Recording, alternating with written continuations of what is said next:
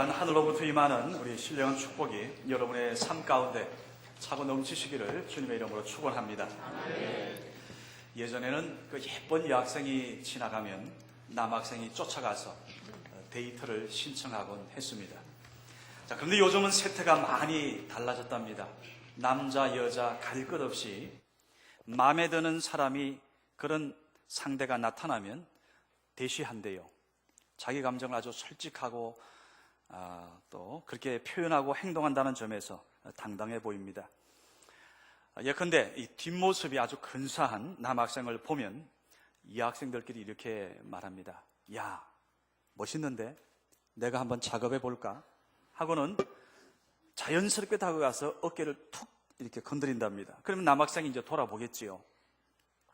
돌아보는 순간 그 남학생의 앞모습이 마음에 쏙 들면 우리 한번 데이트 하실래요? 이렇게 적극적으로 행동한대요. 그런데 만약 그 남학생의 그 앞모습이 기대에 못 미치면 어떻게 말하는지 아세요? 예수 믿으시지요? 어쩌면 좋습니까? 자, 제대로 예수 믿는 한 사람이 인생이 괴로워 추구하는 한 영혼을 살 수 있다는 것을 모르기 때문에 이런데 이용되지 않나 그런 생각을 해봤습니다. 자, 얼마 전 텔레비에 그 지선아 사랑의 주인공 이지선 양이 방송에 나왔습니다. 13년 전 한 뺑소니 음주 운전사에 의해서 전신 55도 거의 몸의 반 이상이 3도 이상의 중화상을 입었습니다. 자, 죽음의 문턱에서 40여 번에 걸친 대수술을 했습니다. 그럼 우리가 수술을 한 번 해도요 몸이 망가지잖아요. 40번. 이거 사실 초죽음인 겁니다.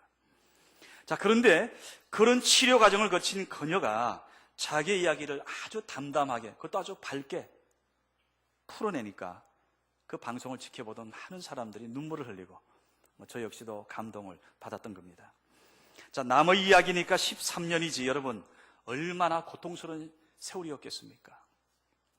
그 기간 동안 같은 중환자실에 있던 18명의 다른 사람들이 시신이 되어 죽어나가는 걸 봤답니다. 고통이지요. 자, 그런가 하면 자기를 보고서 어떻게 저렇게 해가서 살지? 나 같으면 죽는다.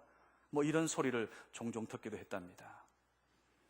그렇지요. 보통 사람이라면 이 정도 되면 고통과 아픔에 짓눌려서 아예 죽었을 텐데 그녀는 정말 달랐습니다. 왜요? 그녀 속에 믿음이 있기 때문이고 하나님의 사랑을 그가 알았기 때문입니다. 그가 이야기할 때마다, 그녀가 이야기할 때마다 무한 감동이 있고요.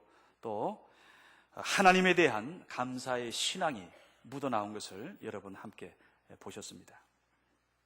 자, 그러면서 자기는 생일이 2개라 그럽니다. 하나는 어머님께서 자기를 낳아준 그날이 자기의 첫 번째 생일이고, 또 하나의 생일은 자기가 그 큰 사고를 당한 바로 그날, 자기는 그 사고 때 죽지 않고 하나님께서 자기를 살렸다는 거죠.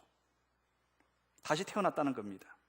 인생이 180도로 변화된 것을 말합니다. 여러분, 그렇습니다. 사람은 이렇게 종종 어떻게 되기 전과 그리고 그 이후로 구분되는 게 있습니다. 미국으로 이민을 간 사람은 한국 땅에 살던 그 이전의 생활과 이민 후의 삶으로 확연히 구분이 돼요. 제가 잘 아는 안양의 모 중학교 교장 선생님, 나중에 미국 가서 뵈니까 작은 구멍가게 하고 계시더라고요. 한국에서 얻었던 신분, 한국의 교장 선생님 하면 어깨에 힘주지 않습니까? 근데 그 모든 신분, 명예, 학벌, 미국 땅 들어가는 순간 무용지물입니다. 무조건 다시 시작해야 돼요. 한국에서 힘들여 따놓은 라이센서 거의 다 인정이 안 됩니다. 운전면허증 다시 따야 됩니다. 마치 물에 쑥 빠졌다가 다시 세탁되어 나온 사람처럼 모든 것이 달라지기 때문이지요. 자, 그런가 하면 이 죽을 병에 걸렸던 사람은 그 병을 앓기 이전과 그 병에서 치유받은 이후에 변화됩니다. 그렇게 하고도 변화되지 않다면 이거 큰일이지요. 자, 이지선 자매처럼 꾸미는 것을 좋아했고 유아교육을 하던 그런 평범한 여대생이 사고 이후에 건강, 외모, 할 수 있는 것, 없는 것, 생각하는 모든 것이 다 달라졌어요. 가치관이 확 바뀌었습니다. 여러분, 이렇게 사람마다 나름대로 이전과 이후로 구분되는 사건이 있을 겁니다. 자, 오늘 에베소서 2장을 통해 주시는 말씀은, 자, 누구에게나 꼭 있어야 할, 아니 여러분과 우리가 지금 이미 거쳤던 그 내용을 지금 10절에 걸쳐서 오늘 우리에게 설명하고 있습니다. 자, 1절에서 3절까지는 여러분과 제가 구원받기 이전에 그러한 처지를 거기에 딱 적고 있습니다. 그리고 4절에서 10절까지는 구원받은 우리, 즉 구원받은 이후 성도의 그 거룩한 모습을 우리에게 가르쳐주고 있습니다. 자, 먼저 우리가 구원받기 이전의 삶의 모습이 어땠다고 표현합니까? 허물과 죄로 죽은 인생이라 말씀해요. 죄와 허물로 죽은 인생. 자, 그런 인간들이 무엇을 따라가며 어떻게 삽니까? 말씀해 보니까 2절에서 이 세상 풍조를 따랐습니다. 아주 세상의 문화와 세속적인 것들을 쫄쫄 따라다닙니다.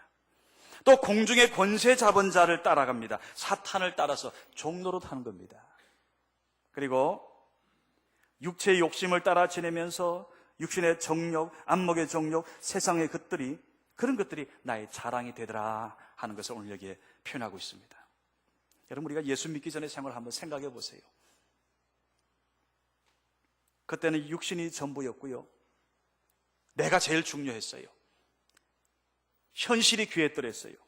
부어라 마셔라, 지금 실컷 마셔라.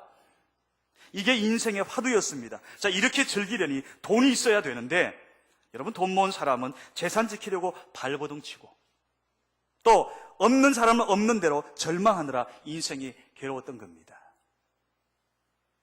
한마디로 요약하자면 저와 여러분이 죽는 이유, 그것은 바로 우리의 허물과 죄 때문이었다. 성경은 우리에게 정확히 지적하고 있습니다. 자, 그런데 사실 사람들은 누구나 이런 죄에 대하여 이야기하는 것 싫어합니다. 아니, 사실은 죄에 대한 우리의 태도가 문제지요.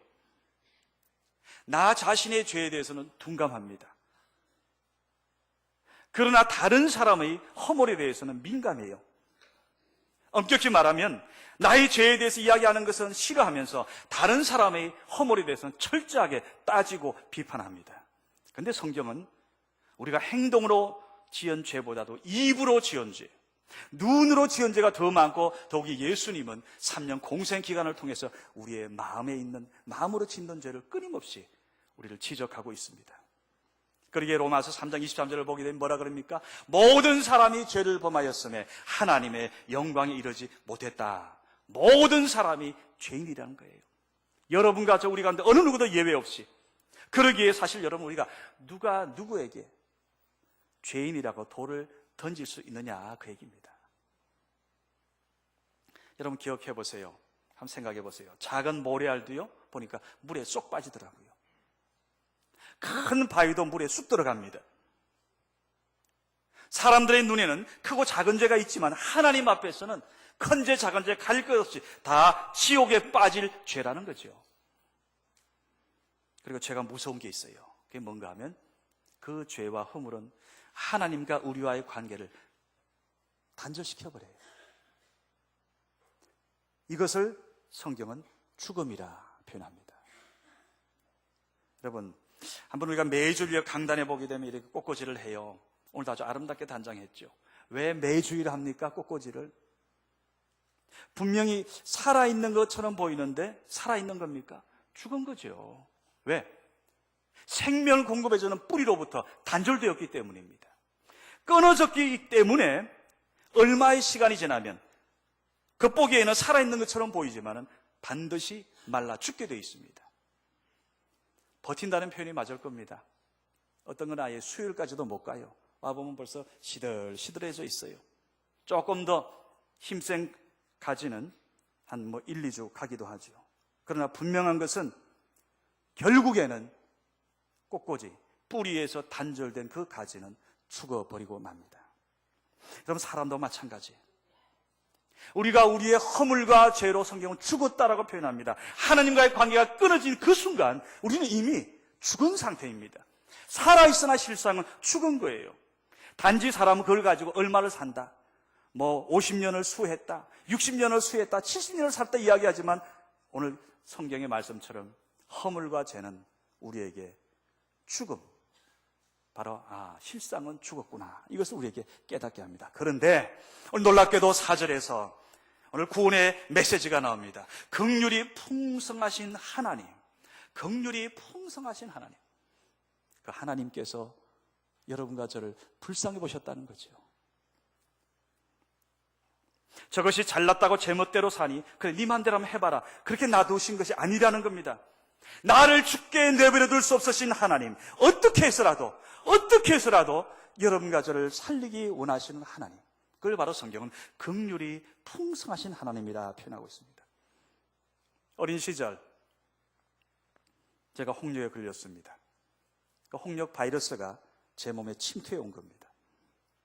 그 바이러스가 내 몸을 휘젓고 돌아다니니 몸은 불덩어리로 열이 나고요, 아프고 죽을 지경이었습니다. 그 고통이 얼마나 심했으면 지금도 연상하면 생생하게 기억이 돼요. 아마 이러다 아들 죽겠다 싶으신 부모님 끌어안고 기도하시며 그때 부른 찬송을 제가 이미 예전에 이런 말씀드렸습니다. 자, 그 와중에 어떤 분이 토끼고기 먹으면 열이 떨어진다, 토끼고기 먹으면 홍역에서 낫는다, 이런 말씀을 들은 거예요. 자, 토끼고기를 구하려고 그 겨울에 그게 잘 구해집니까? 근데 산 토끼고기를 어떻게든 구하셔가지고 저와 동생에게 이제 먹이려고 하신 겁니다. 동생은요, 잘 받아 먹더랍니다. 쏙쏙 아주 그냥 찢어서 먹더래요. 굴무까지 쫙 다 아주 그걸 다 받아 먹더래요.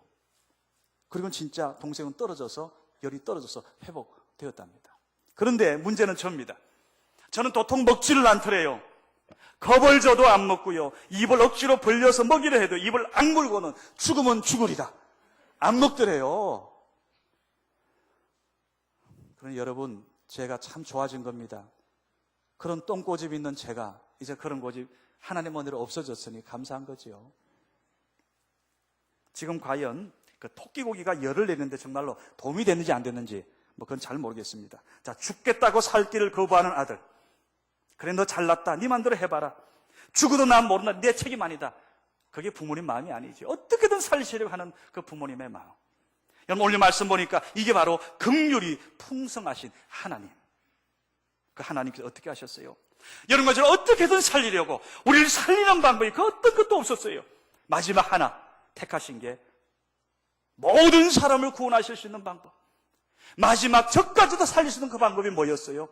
자기의 하나밖에 없는 아들 독생자를 십자가에 내어 우리 죄를 사하시는 그 방법이었습니다. 그래서 하나님이 세상을 이처럼 사랑하사 독생자를 주셨으니 이는 저를 믿는 자마다 멸망치 않고 아멘을 안 하시네. 멸망치 않고 영생을 주신 줄 믿으시기 바랍니다. 5절에서 6절입니다. 허물로 죽은 우리를 그리스도와 함께 살리셨고, 자, 허물로 죽은 우리를 그리스도와 함께 살리셨고 은혜로 구원받았다 말씀하는 겁니다. 또 함께 일으키사 그리스도 예수 안에서 함께 하늘에 앉히시니 나중에 미래 영광에 우리의 그 자리가 보입니까? 이게 바로 놀라운 하나님의 긍휼과 사랑입니다. 오늘 하나님의 그 구원은, 오늘 그 구원은 여기서 끝나는 게 아니라 이제부터 영원까지 이어지는 완전한 하나님의 이 사랑. 여러분, 이보다 더 큰 사랑 우리가 어디서 생각할 수 있겠습니까? 전 문화부 장관을 지내신 이어령 박사님 잘 아실 겁니다. 이분이 예수를 믿고 세례를 받아 쓴 간증의 책 제목이 지성에서 영성으로라는 책입니다. 이 박사님은 한국 최고의 지성인입니다. 아마 이어령 박사님 앞에서 지성을 논하는 그런 어리석은 그런 학자들은 없을 겁니다. 그런데 그분의 간증입니다. 소위 지성도 자기를 구원하지 못하더라는 겁니다. 언젠가 손주가 자폐증에 걸려서 딸이 고통스러워하는 모습을 보고 너무 가슴이 아팠답니다. 그런데 자기가 해줄 게 아무것도 없더래요.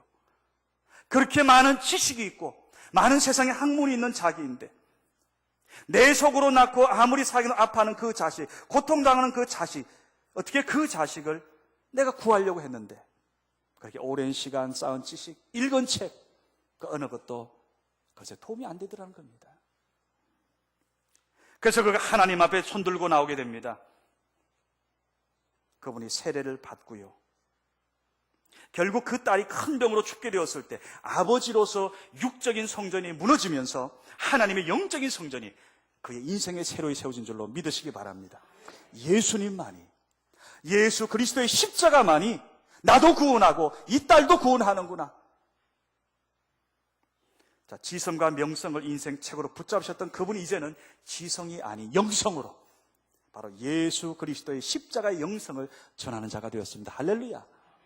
오늘 이러한 많은 간증들이 여러분에게 있지 않습니까? 자, 한 사람의 구원받는 이 과정, 복음의 요약이 이겁니다. 8절입니다. 이 8절을 오늘 머릿속에 꽉 좀 심으시면 좋겠어요. 8절. 자, 같이 읽어봅시다. 시작. 너희는 그 은혜에 의하여 믿음으로 말미암아 구원을 받았으니 이것은 너희에게서 난 것이 아니요 하나님의 선물이라. 하나님의 선물이라. 9절까지 마저 가볼까요? 시작. 행위에서 난 것이 아니니 이는 누구든지 자랑하지 못하게 합니다. 그렇지요. 많은 경우 사람들이 이런 행위, 뭔가 착한 일을 하면, 뭔가 선한 일을 많이 하면, 좋은 일을 많이 하면 내가 구원받을 거야. 99%는 하나님 은혜지만 1% 정도는 내가 뭘 해야 내 공로에 의해서 구원받겠지. 이런 생각들이 사람들 머릿속에 있습니다. 그래서 세상의 모든 종교들은 이것을 주장을 해요. 예전 제가 살던 사택의 아파트 단지 안에 큰 천주교회가 있습니다. 그래서 저희 아파트 그 아래층에 한 두 집 그 천주교회 거기도 보니까 새벽에도 나가더라고요. 그 새벽에 가서도 아마 기도를 하는 것 같아요. 사실 그분들을 보면 참 착해요. 천주교인들은 보면 눈이 정말 선한 것 같아요. 왜? 좋은 일, 착한 일 많이 해야 된다는 이런 의식이 머릿속에 꽉 박혀 있는 것 같아요. 그게 사실 아름다운 거죠. 자, 근데 문제는 이겁니다. 공력에 의해서 구원받는다는 이런 생각은 사실 이거는 성경에서 아주 벗어나도 한참 벗어난 겁니다. 이런 이야기가 있습니다. 어떤 신자가, 천주교 신자가 남 모르는 죄를 지었나 봅니다. 그러면 이제 그분들은 신부님한테 가서 고해성사를 하지 않습니까? 자신이 이런 죄를 지었다고 고백하니 신부님은 이 죄를 사해주는 대신에 뭔가 한 가지 이 고행을 숙제로 주신 것 같아요. 그래서 신부님은 그 사람에게 당신이 죄 지은 만큼 신발에 콩을 넣고 다녀라. 그럼 모래 조금만 그 신발에 한두 개 들어가도 귀찮은데, 고통스러운데 콩을 신발에 넣고 다니면 얼마나 아프겠습니까? 이 발이 아플 때마다 내 지은 죄 너가 알렸다. 짓지 말라고 그렇게 이제 콩을 넣으라 한 건데, 근데 그 신자는 그 고행이 하나도 힘들지 않았대요. 어떻게 했는지 아십니까? 글쎄, 이 콩을 삶아가지고 신발에 넣고 다녔대요. 물론 꾸며낸 이야기겠지만, 자, 이처럼 사람들은 내가 지은 잘못에 대해서 내가 뭔가 한번 고행하면, 한번 착한 일하면 없어질 거라 생각하는 경향이 있습니다. 그러나 오늘 성경은 말씀합니다. 그것은 네 생각이지 내 생각이 아니라는 겁니다. 그것은 너의 판단이지 하나님의 생각은 다르다는 겁니다. 보십시오. 8절에 보니까 너희는 그 은혜에 의하여 믿음으로 말미암아 구원을 받았으니, 은혜에 의하여 믿음으로 말미암아 구원을 받았으니, 이것은 너희에게서 난 것이 아니요 하나님의 선물이다. 여러분, 선물은 내가 뭐 어떻게 해서 받는 게 아닙니다. 그저 받는 겁니다. 주면 감사한 거죠. 오늘 멸망받을 인간에게 필요한 것은 고대 광실의 집도 아니었습니다. 금은 보화도 아니었습니다. 좋은 옷도 아니고요, 예쁜 애인도 아닙니다. 바로 우리에게 필요한 것은 우리를 구원할 분, 바로 예수가 필요했던 겁니다. 오늘 이 구원을 성경은 내게 주신 하나님의 은혜요 최고의 선물이다. 오늘 여러분과 우리가 받은 최고의 선물, 명절 때 받는 선물이 아니고 하나님 주신 이 선물임을 꼭 명심하고 감사할 수 있는 여러분과 제가 되기를 간절히 바랍니다. 자, 그러면 예수 그리스도를 최고의 선물로 받은 여러분과 저, 그럼 다 된 겁니까? 이제 땡인 겁니까? 아니지요. 그다음 10절이 오늘 우리에게 아주 중요한 과제를 주고 있습니다. 뭐라 그럽니까? 그리스도 예수 안에서 선한 일을 위하여 지으심을 받은 자니, 오늘 여러분과 우리는 하나님께서 우리에게 구원의 선물 주신 그 이유 중에 가장 중요한 것 중에 하나가 그리스도 예수 안에서 하나님의 영광을 위하여 선한 일을 위하여 시험을 받았다 말씀합니다. 우리가 행할 선한 일이 뭘까요? 그건 여러분이 다 알고 있습니다. 우리 지금 예배 생활, 하나님 예배를 얼마나 기뻐 받으십니까? 신령과 진정으로 드리는 예배, 그저 습관적으로 드리는 예배가 아니라 예배 때마다 하나님 앞에 최고의 예배를 드릴 수 있는 그 예배, 그게 하나님 앞에 선한 일이지요. 교회에서 기도대행진, 두날 기도대행진 할 때 하나님 감사합니다. 하나님 이 기도대행진은 나를 위해서 하나님이 준비해 준 줄로 믿습니다. 그럼 이런 믿음으로 이번에 기도할 수 있는 자, 그건 하나님께서 정말 그분의 기도를 기뻐 받으십니다. 성경 시편 56편에 보니까 8절에 나의 눈물을 주의 병에 담으소서 이것이 주의 책에 기록되지 아니하였나이까. 무슨 얘기입니까? 다윗이 하나님 앞에 기도하면서 그 환상 가운데 영감 가운데 이런 말씀을 받는 겁니다. 나의 눈물의 기도를 하나님이 주의 병에 담아주시는군요. 이것이 주님의 책에, 생명책에 기록되지 아니하였습니까? 오늘 여러분과 우리의 기도는 하나님께서 기뻐 받으시고 하나님 앞에 상달되고 하나님의 생명책에 기록됨을 믿으시기 바라요. 사도행전 10장에 보니까 늘 말씀하잖아요. 저는 그 말씀 볼 때마다 반복해서 은혜 받습니다. 고넬료가 은밀하게 기도한 것, 고넬료가 남이 보든 안 보든 기도한 그 기도를 하나님이 보셨어요. 하나님은 은밀한 가운데 보시는 하나님, 하나님께서 그 고넬료의 기도를 상달 받으시고 바로 그 고넬료의 가정을 다 구원하시고 바로 그 자리에 놀라운 성령의 강림의 역사가 일어난 줄로 믿으시기 바랍니다. 여러분, 기도의 자리에 이런 은혜가, 이런 영광이 있습니다. 어디 그것뿐입니까? 요한계시록 8장 3절에 보니까 향년이 모든 성도의 기도와 함께 천사의 손으로부터 하나님 앞으로 올라가는지라. 하하, 여러분과 우리의 기도가, 기도할 때 누가 도와줘요? 하나님의 천사가. 우리의 그 기도가 향년이 되어서 우리 모든 성도들의 기도가 함께 천사의 손으로부터 하나님 앞으로 올라간다는 겁니다. 할렐루야. 이번에 22,000도 1도가 1시간이라 그랬어요. 여러분이 성전에서 기도하는 그 기도, 요즘 많은 분들이 성전에서 저녁 늦은 시간에 기도하는 걸 여러분 볼 겁니다. 낮에도 와서 이렇게 돌아가면서 기도들 해요. 남이 보든 안 보든 누가 보세요?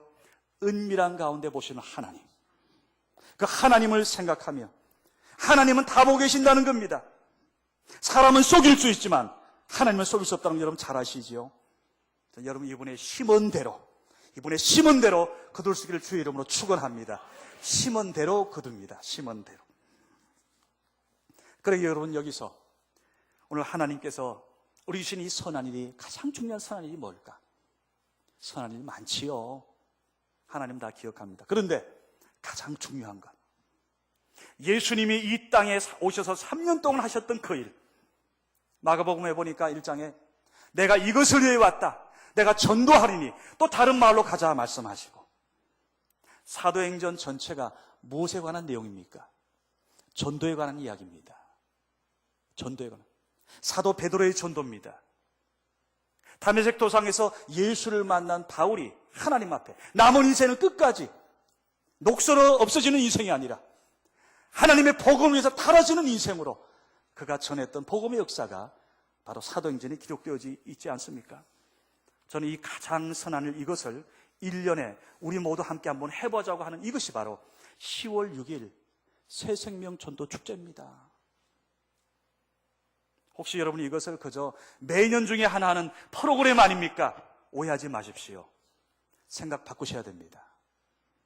이것은 내가 예수 믿고 구원받아 영원한 생명을 갖게 된 것처럼 한 영혼의 생명이 사느냐 죽느냐가 달린 문제예요. 하나님의 자녀가 될 건가, 마귀의 자식으로 놔둘 건가, 영적 전쟁입니다. 저는 여러분 모두가 이번 이 기도 대행진과 이 새생명 전도 축제, 그리고 11월 3일에 진행되는 이웃과 함께하는 이 귀한 마을, 이 구원의 이 잔치에 여러분이 기도로 함께할 수 있기를 바라요. 여러분이 다른 것을 하기 힘들면 기도하세요. 기도야말로 가장 여러분 강력하게 동력하는 겁니다. 기도하면 성령 여러분 마음을 변화시킬 수 있습니다. 기도하면 여러분에게 새 은혜를, 새로운 것을 보게 해줘요. 영안을 열리게 해줘요. 보지 못하던 그 사람을 보게 해줍니다. 그리고 하나님께서 놀라운 은혜를 우리에게 체험케 하는 겁니다. 저는 원합니다. 여러분 모두가 이번 두 날개 기도 대행진, 또 새생명 전도 축제와 이웃과 함께하는 이 귀한 9주간의 기도 대행진을 통하여서 하나님이 얼마나 나를 사랑하시는가, 오늘 하나님께서 나를 그토록 사랑하셨기에 오늘 구원의 은혜를 내게 먼저 베풀어 주셨구나, 오늘 이 사명을 가지고 내 가정을 믿음으로, 내 일가 친척에게 복음의 문을 열고 더 나아가서 하나님 앞에 가장 큰 상급 바울처럼 영광의 그 은혜의 면류관을 여러분 생생히 볼 수 있기를 주의 이름으로 축원합니다. 오늘 하나님 앞에서 이 위대한 구원을 위해 이번에 함께 기도한 여러분에게 성령의 놀라운 역사가 함께 하시기를 주님의 이름으로 간절히 축원합니다. 축원합니다. 기도합시다. 하나님 아버지 감사합니다. 허물과 죄로 죽을 수밖에 없었던 저희들, 아니 이미 죽었던 저희들을 하나님의 그 풍성한 놀라운 사랑으로 인하여 예수 그리스도의 십자가를 통해 우리에게 구원을 선물로 주신 하나님 아버지, 오늘 사랑하는 귀한 우리 성원교회 가족들, 이 구원의 선물 받은 이것에 대해서 항상 하나님 앞에 기도할 때마다 감사가 넘치길 원합니다. 감격의 마음이 있기를 원합니다. 내가 먼저 구원받은 이것은 또한 내 가족과 내가 믿지 않는 우리 가문을 구원하기 위한 하나님의 크신 뜻이 있는 줄로 믿습니다. 이번 9주간의 두 날개 기도 대행진을 통하여 우리 자신이 먼저 하나님의 온전한 사람으로 변화되게 하여 주옵소서. 기도의 사람이 되게 하여 주옵소서. 믿음의 사람이 되게 하여 주옵소서. 믿음대로 되는 역사를 체험케 하여 주시옵소서. 성령님 도와주옵시고 이번 귀한 시간을 통하여 하나님의 전이 우리 성언교회가 만민의 기도하는 집이 되게 하여 주옵소서. 만민이 기도하는 집이 되게 하여 주옵소서. 만민이 구원받는 주님의 제단이 되게 하여 주옵소서. 살아계신 역사하시는 예수님의 이름으로 간절히 기도드리옵나이다. 아멘.